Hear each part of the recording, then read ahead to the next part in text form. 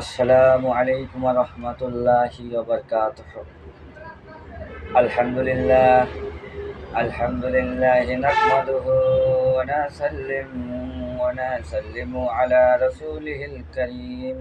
আম্মা বা'দ।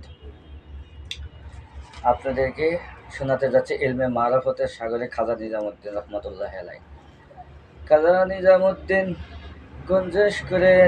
গঞ্জেশকরের নিকট ইলমে মারিফতের সবক নিলেন। বাকি জিনিস যে বিষয়ে কিছু আলোচনা করা প্রয়োজন মনে করি। মারফত শব্দের অর্থ পরিচয়। ইলম দ্বারা আল্লাহ পাকের সত্যিকারের পরিচয় পাওয়া যায়, তাহাকে ইলমে মারিফত বলা হয়। ইহা এক প্রকারের নূর, যাহা কলবরূপ প্রদীপে প্রজ্বলিত হয় এবং অন্তরের সকল প্রকার কালিমা বিদূরিত করিয়া উহাকে আলোক উজ্জ্বল করিয়া তোলে। উহার জন্য সাধনা করিতে হয় এবং তাহা মুর্শিদে কামিলের নির্দেশ অনুযায়ী, কারণ মুর্শিদে কামিল ব্যতীত ইহার শুক্র তথ্য বুঝিবার উপায় নাই। পাক কালাম মসজিদে ইরশাদ হইয়াছে, যাহার অর্থ যে আমার দিকে ঝুঁকিয়াছে, তোমরা তাহার পথ অনুসরণ করো। যাহাদের বিদ্যা শিখিবার জন্য যেমন ওস্তাদের প্রয়োজন হয়, তদপদ বাতিনি এলম বা এলমে মারিফত শিখার জন্য কামিল বুজুর্গ দরকার। বলা বাহুল্য, যাহারা পীর মুর্শিদকে ব্যক্তি পূজা বলিয়া অভিহিত করে, তাহার উপর এই দিকটি লক্ষ্য করে না। তারা পীরে কামিলে পীরে কামেল ধারা এলমে মারিফতের শিক্ষা দান করিয়া থাকে। তাহার দ্বারা আত্মার চরম উৎকর্ষ সাধন করে এবং আল্লাহর সহিত তাহার হৃদয়ের যোগসূত্র স্থাপন করিয়া দান। কেমন যোগসূত্র? আল্লাহর সাথে, বান্দার সাথে আপন ভালোবাসা সৃষ্টি করিয়ে দেন, খাঁটি বান্ধা করিয়ে দেন কামিলে মোকাম্মেল। কথিত আছে যে এক কামিল বুজুর্গ অলি মসজিদে ইমামতি করিতেন। তাহার পরমা সুন্দরী স্ত্রীও খুব ধর্মপরায়ণা সতী ছিলেন। একদিন কোনো এক অসতর্ক মুহূর্তে জনৈক যুবক তাহাকে দেখিয়া ফেলে। ওই রূপে মুগ্ধ হইয়া তাহার প্রতি আকৃষ্ট হয়। ইহার পর উক্ত যুবক ওই সতী নারীর নিকট প্রেম নিবেদন করিয়া চিঠি লিখতে আরম্ভ করে। বেশ কিছুদিন যাবৎ এই অবস্থায় চলার পর একদিন উক্ত সতী তার স্বামীর নিকট সকল ঘটনা বক্ত করলেন। স্বামী আল্লাহর ওলি ছিলেন, তিনি ইহাতে একটুও ক্ষুব্ধ হইলেন না। উক্ত যুবকের সম্বন্ধে কোনো কটু বাক্যও প্রয়োগ করলেন না। তিনি ভাবিলেন, লোকটির অন্তরে প্রেম আছে, সে ভালোবাসিতে জানে, কিন্তু কোনো কামেল বুজুর্গের সান্নিধ্য না পাওয়া তাহার প্রেম জড় জগতের মধ্যে সীমাবদ্ধ রহিয়াছে।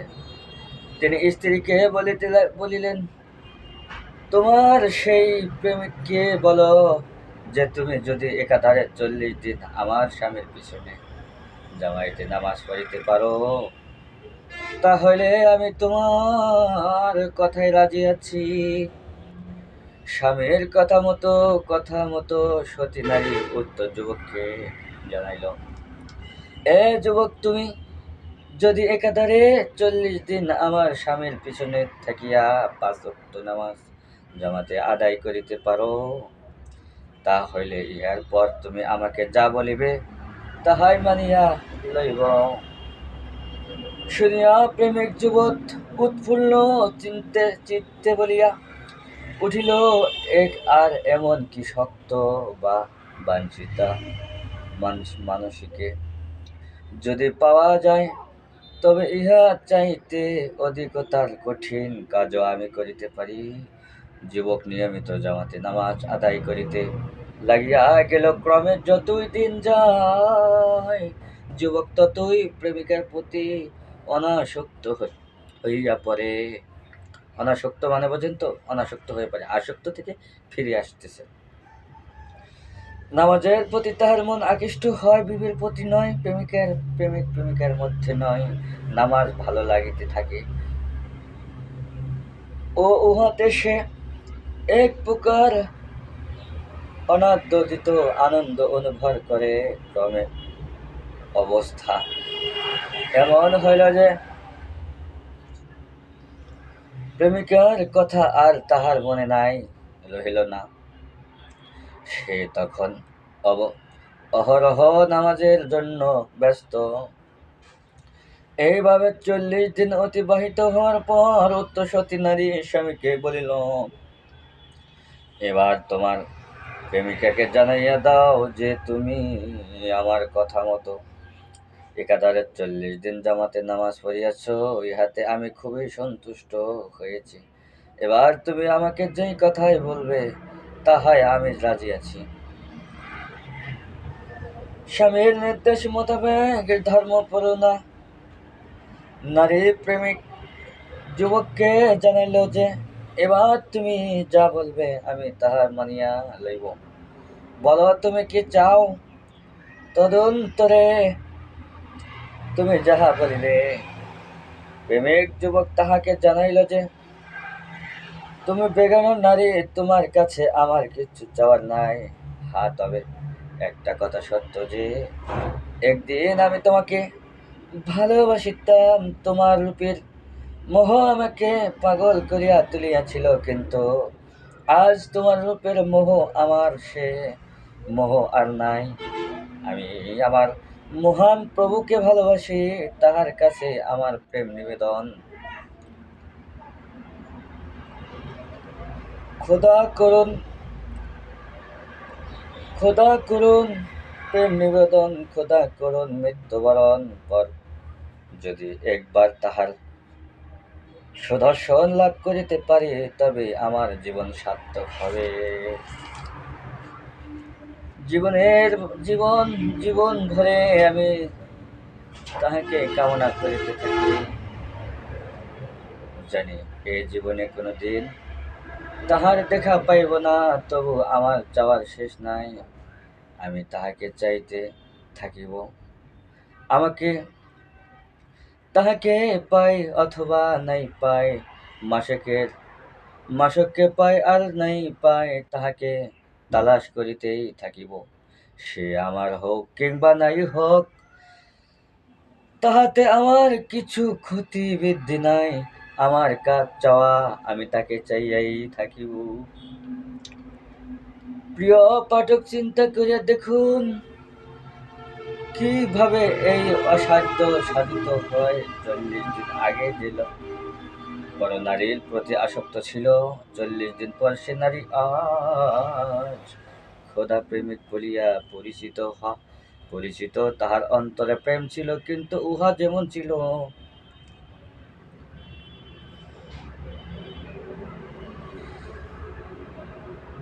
কলুষতায় পরিপূর্ণ, তেমনি উহার গণ্ডিও ছিল সীমিত। 40 দিন পর্যন্ত কামেল ওলির সাহচর্যে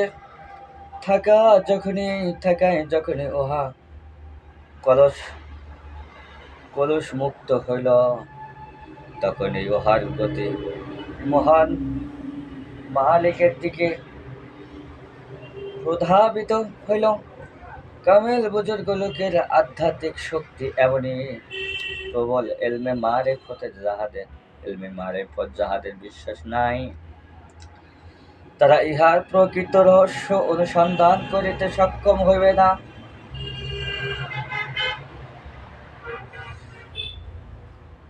প্রসঙ্গত বলা আবশ্যক, প্রতিটি মানুষের মধ্যে প্রেমাসক্তি আছে, কিন্তু অনেকেই উপযুক্ত ওস্তাদের সাহচর্য ও শিক্ষা পায় না বলিয়া সে প্রেম উদ্গতি লাভ করিতে পারে না। ফলে উহা উহা বিপথে পরিচালিত হয় না। উহা বস্তুর সহিত আবদ্ধ হইয়া সীমিত গণ্ডের মধ্যে বিরাজ করে। হযরত ওমর রাদিয়াল্লাহু তাআলা আনহু তো রাসূল সাল্লাল্লাহু আলাইহি সাল্লামকে হত্যাই করিতে চাইছিলেন, কিন্তু সে বস্তু যা তার সমগ্র চেতনাকে অভিভূত করিয়া দিয়া তার চিন্তা ধারণাকে সম্পূর্ণ ভিন্ন পথে চালনা করিয়াছিলেন। গুটি কতক আয়াত, একটি মাত্র কথা ওমরের ভগ্নী ফাতেমা ইমানের বলে বলিয়া বলিয়ান ইহা তেজদীপ্ত কণ্ঠে বলেছিলেন, অমর, তুমি আমাদের প্রহারে জর্জরিত করিতে পারো, দেহ কাটিয়া টুকরা করিতে পারো, কিন্তু মনে রাখিও, তোমার পশু শক্তি অপব্যবহার শুধু আমাদের দেহের উপরে চলিতে পারে, মনের উপর নয়। অন্তরের ইমানের যে আলোক রশ্মি প্রদীপ হইয়াছে, তাহা কোনো কালে কোনরূপেই নিবিবে না। তোমার পশু শক্তি উহার কাছে হার মানিতে বাধ্য। সাহসী বীর অমর সাহস ও বীরত্বে যাহার হৃদয় পরিপূর্ণ, এই একটি মাত্র কথা তাহার সমগ্র সত্তাকে আন্দোলিত করিয়া তুললেন। তাহার সমগ্র চিন্তা ধারণা সম্পূর্ণ ভিন্ন পথে পরিচালিত হইল। তাই সাক্ষাৎ জমের সামনে দাঁড়াইয়া মানুষ এমন কথা বলিতে পারে, কোথায় পাইল ইহার মনের এত তেজ? কোন বস্তু তাদের অন্তরে এত সাহস যোগাইল? দেখি কি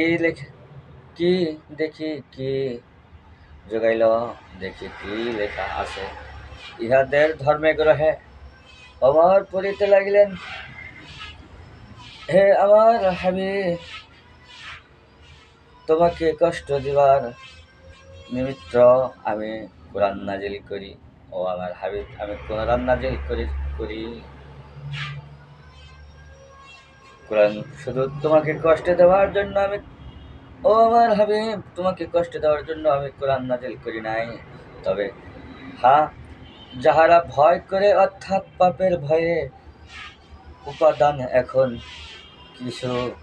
কিছু বাকি আছে, তাহাদের নসিহতের জন্যই অবতারিত হইয়াছে যিনি পৃথিবী ও সমুচ্চ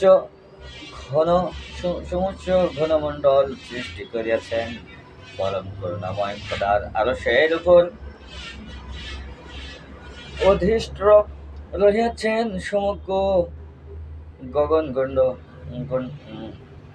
গণগণ্ডল পৃথিবীতে।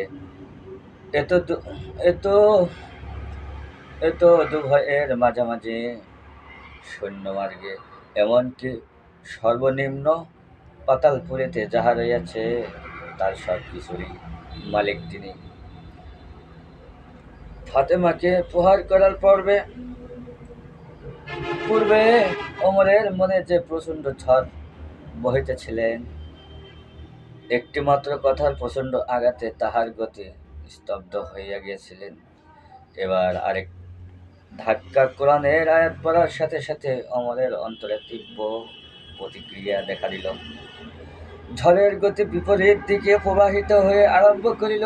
তাই তো কিছুই ভুল না করিয়াছি। প্রকৃত মালিক ভুলিয়া তাহারই পরম বন্ধুকে হত্যা করিতে আসিয়াছি। এমন ভুল মানুষ করে। ওমরের অন্তরে ঈমানের আলো জ্বলিয়া উঠিল। ভালোভাবে তিনি বলিয়া চিনতে করিয়া বলিয়া উঠিলেন, আশহাদু আল্লা ইলাহা ইল্লাল্লাহু ওয়া আশহাদু আন্না মুহাম্মাদান আবদুহু ওয়া রাসূলুহু।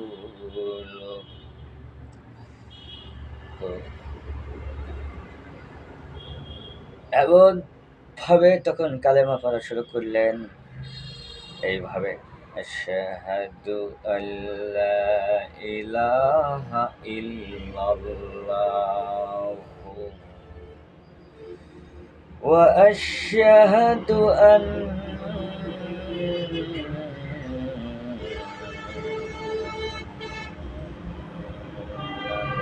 মুহাম্মাদান আবদুহু ওয়া রাসূলুহু। আমি আরো সাক্ষী দিতেছি, সেই মহান মালিক আল্লাহ ছাড়া আর কোনো মাবুদ নাই। আমি আরো সাক্ষ্য দিতেছি যে শয়তানের প্রচারণায় আত্মা সমাহিত হই ও যে মহামানবকে হত্যা করিতে প্রকৃত হয়েছিলাম সেই মুহাম্মদ সাল্লাল্লাহু আলাইহি ওয়াসাল্লাম আল্লাহর খাঁটি বান্দা রাসূল। প্রিয় উম, উম, উম,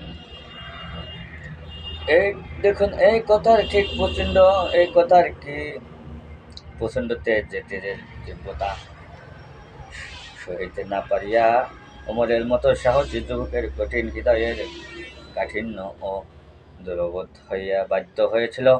অথচ কথা সকলেই বলে ফতেমার মতো ভাষা ও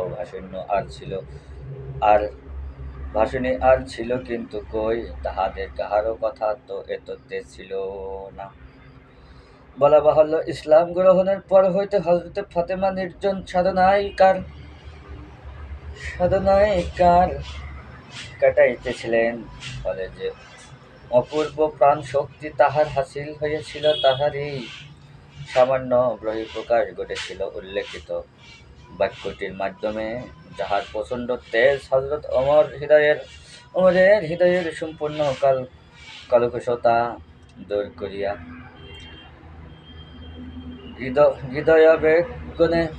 হৃদয়াবেগকে আল্লাহর দিকে প্রভাবিত করেছিল।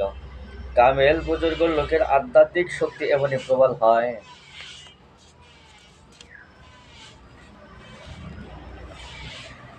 প্রিয় পাঠিকা, এবার গোড়া কথা ফিরিয়া আসিয়া বাবাগঞ্জের পূর্বে জানিতে পারিছিলেন যে হিন্দুস্থানের বেলায়েতে খাজা নিজামুদ্দিনেরই প্রাপ্য, তিনি উহার যোগ্য ব্যক্তি। সুতরাং সেই খাজা নিজামুদ্দিন তাহার শিষ্যত্ব বরণ করিতে চাহিলেন। তখন তাহার আনন্দের সীমা রহিল না। পরম আগ্রহে তিনি তাহাকে ইলমে মারফতের সবক দান করিলেন। পীরের নিকট দীক্ষা গ্রহণ করিয়া তিনি নীরব সাধনা অবলম্বন করিলেন। আহার নিদ্রার প্রশ্ন নাই, বিশ্রাম সুখের প্রয়োজন নাই। শুধু সাধনা আর সাধনার মধ্য দিয়া মহান মালিকের নৈকট্য লাভই তাহার জীবনের একমাত্র লক্ষ্য। খাজা নিজামের আরো ৩ জন সঙ্গী ছিলেন। তাহারা হইলেন, একজন হলেন মাওলানা বদরউদ্দিন, দ্বিতীয় জন হলেন হিশামউদ্দিন কাবুলি, তৃতীয় নম্বর শায়েখ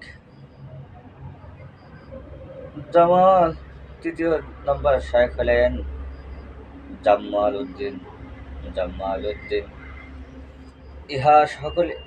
ইহারা সকলেই বাবা গঞ্জেশ করে শিষ্যত্ব লাভ করিয়া তাহার দরবারে থাকিয়া একত্রে ইলমে মারিফতের সবক আয়ত্ত করিতেছিলেন। খাজা নিজামুদ্দিন রহমাতুল্লাহ আলাইহাদের সহিত একত্রে থাকিয়া সবক আয়ত্ত করিতে থাকিলেন। অতি অল্প দিনের মধ্যেই তিনি তাহার দিকে ছাড়িয়া গেলেন কামেল বুজুর্গ শিক্ষা ও সহচর্যে তিনি কামেলিয়াতের দরজায় উন্নতি হইলেন। সাধনা ক্ষেত্রে বিলাস ব্যবসন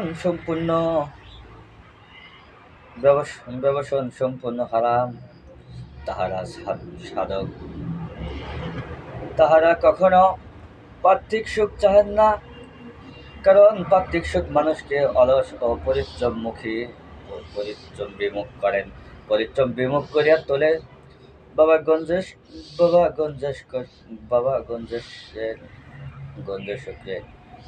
গঞ্জেশকরের দরবারে থাকিয়া যে একজন শিশু ইলমে মারিফত হাসিল করিতেছিলেন, তাহাদের খাদ্য ছিল আল্লাহর জিকির, নিদ্রা ছিল ধ্যানমগ্ন অবস্থায়।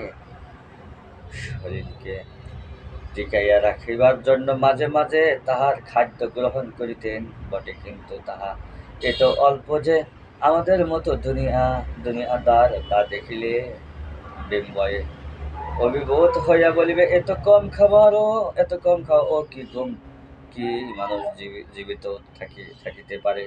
বলা বাহুল্য, আল্লাহ রাসূলের আদর্শই ছিল তাহাদের চলার পথের পথয়। রাসূল সাল্লাল্লাহু আলাইহি সাল্লাম বলিতেন, প্রভু হে, তুমি আমাকে এক বেলা খাওয়াইয়া রাখিও, যেন আমি তোমার শুকর আদায় করিতে পারি, আরেক বেলা অনাহারে রাখিও, যেন আমি সবর করিতে অবস্থায় হই। তিনি আরো বলিতেন, মানুষের 3টি বস্তু ব্যতীত বাকি সবই অপ্রয়োজনীয়। প্রথম বস্তু বসবাসনের জন্য একখানি ঘর, দ্বিতীয় পরিধানের জন্য পরিমিত বস্তু, তৃতীয় জীবন ধারণের জন্য পরিমিত খাদ্য। যাহারা সত্যিকারের খোদাপ্রেমিক তাহারা কখনো রাসূল সাল্লাল্লাহু আলাইহি সাল্লামের আদর্শ পরিত্যাগ করিতে পারবেন না। বস্তুত মারিফত শিক্ষার মূল উদ্দেশ্য হইল আল্লাহ ও তার রাসূলের আদর্শ অনুযায়ী নিজ জীবন গড়িয়া তোলার, কারণ আল্লাহ রাসূলের আদর্শ অনুসরণ না করিয়া কেহ মারিফতের কামিলিয়াতি হাসিল করিতে পারেন না। পূর্বেই বলিয়াছিলে, বাবা গঞ্জেশকরের দরবারে যে কয়েকজন শিষ্য থাকিতেন, তাহাদের কেহই আরাম ও প্রিয় ছিলেন না। কেহ একাধারে কয়েকদিন পর্যন্ত না খাইয়াও ইবাদত করিতেন। খাজা নিজামুদ্দিন এইভাবে বহু কষ্ট করিয়াছেন, ঘরে খাইবার নাই, তবুও তাহাদের আহার্যের উপাদান কখনো কিছু মিলিত, তখন সবই একত্রে বসিয়া আহার করিতেন। মাওলানা বদরউদ্দিন জঙ্গল হইতে কাঠ সংগ্রহ করিতেন, হিশামউদ্দিন কাবুলি পানি আনিতেন, শায়খ জামালউদ্দিন তরকারি সংগ্রহ করিতেন এবং খাজা নিজামুদ্দিন নিজ হাতে রান্না করিয়া সকলকে পরিবেশন করিয়া এভাবেই চালিয়ে দরবেশের সংসারে